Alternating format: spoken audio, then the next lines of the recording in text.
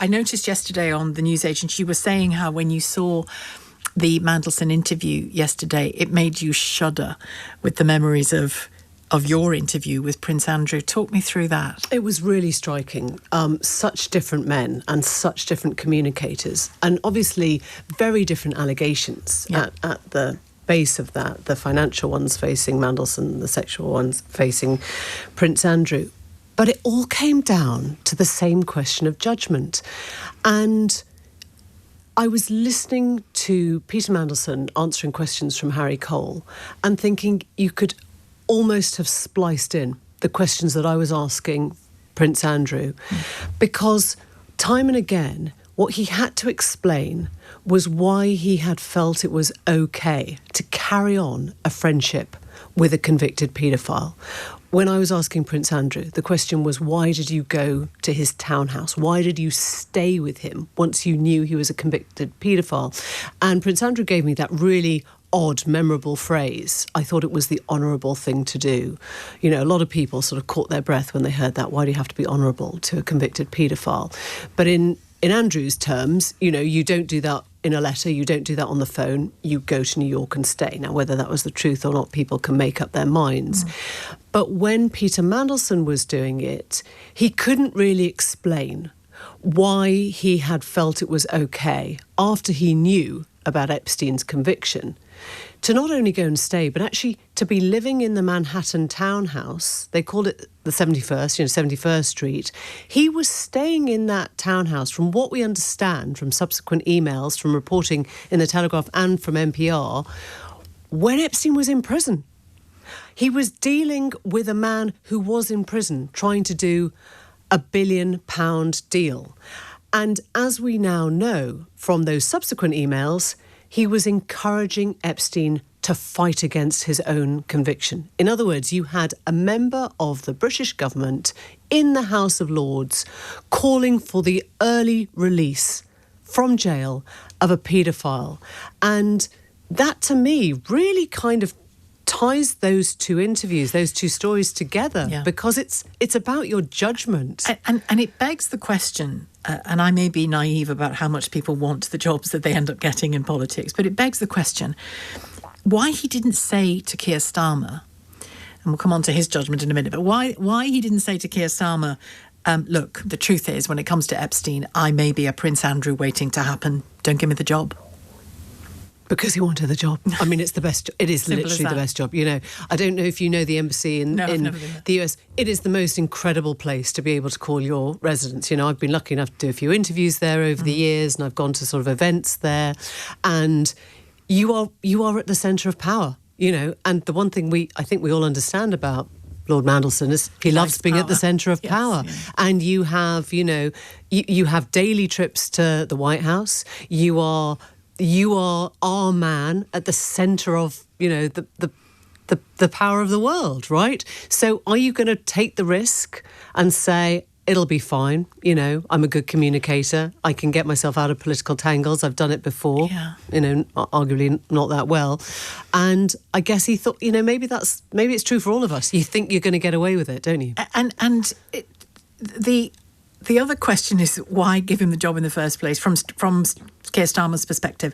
Was it that he looked at Mandelson and thought, actually, I know a bit about the Epstein thing, this makes him the right choice to deal with Trump? I mean, that's the irony, isn't it? That the one person who really wouldn't have minded Peter Mandelson's links and friendship with Epstein is Donald Trump. Yeah. And there is an awkwardness, which I think we have to acknowledge now, which is in sacking the man over his relationship with Epstein, you are kind of pointing the finger at Trump's relationship there as well. I mean, you are setting an example that the British government does not approve of friendships with paedophiles. Do you think this might...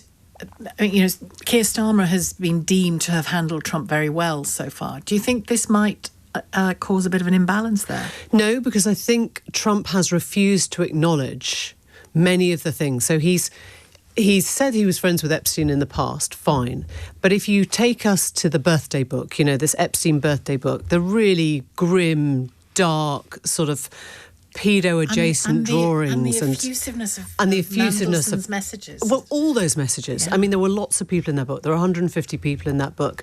But Trump has consistently denied he was one, right? Even though his doodle looks very similar to doodles that he's done in the past of buildings and skyscrapers, even though his signature, I've got his signature at home, and it is pretty much identical to the one I have. That's all I will say. He has carried on calling it a Democrat hoax. And so I think for as long as both men can assume, without actually opening, the sort of door on that one, that they can accept that is a Democrat hoax, that Trump isn't really anything to do with that book and has shut down the story and can pretend it's gone away, I don't think Starmer will raise it. The connections between Mandelson and Epstein were known about as far back as 2019? Would that be fair to say? Certainly a good few years ago. Not the detail that we've had this week, but the connections.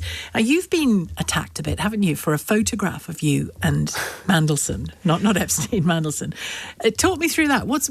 No, there is yes, you're absolutely right. There is a photograph online which shows me at a dinner with Peter Mandelson, and I'm doing this. It's a sort of a hand gesture, and his bow tie, it's a black tie dinner, and his bow tie, he's leaning towards me, and it looks in the photograph as if I'm actually sort of tweaking his bow tie. It was taken by a brilliant photographer, Alan Davis, sadly now passed, but he showed me the photograph afterwards, and he was like, look, it's amazing, it actually looks like you're cuddling up to... No, but your hand, actually, for people who don't know the gesture, your hand looks a bit like, and it does now as well, you're doing it, almost like those sort of, Thai dancers. There's like it's an elegant hand. Well, that's very generous. What I mean? When your anyway, hand the point is, in the photograph, it looks like we're close. I was nowhere near touching his tie. And if you look at the wider photograph, there's actually, you can see us on this table. It's a spectator parliamentary event, which is basically an award ceremony. The Prime Minister is next to me, David Cameron's next to me, George Osborne's next to him, and on the table behind us is Nick Clegg.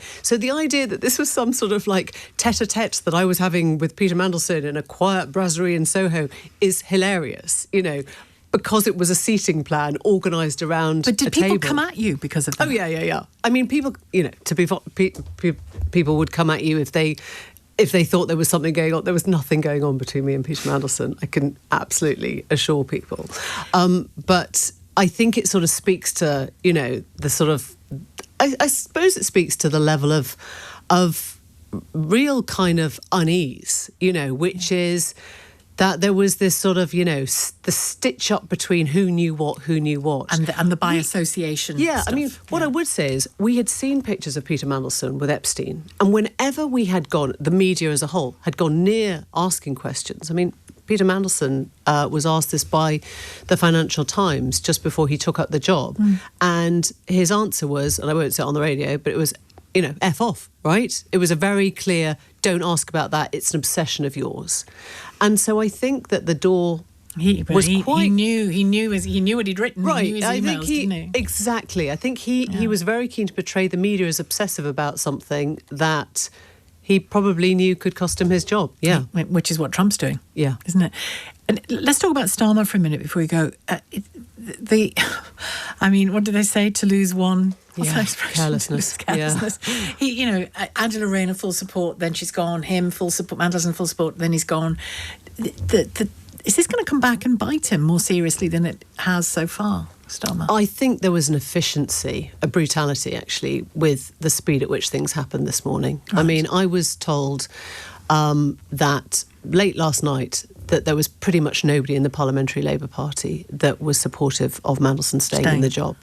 And so, and then from what I understood, that Yvette Cooper, who answered the urgent question in the new Foreign Secretary, Foreign Secretary, whose job it is to then sort of respond to this urgent question that the Conservatives had tabled, she was unlikely to stand up at the dispatch box today unless she had had a firm commitment from Keir Starmer that he would not be in the job.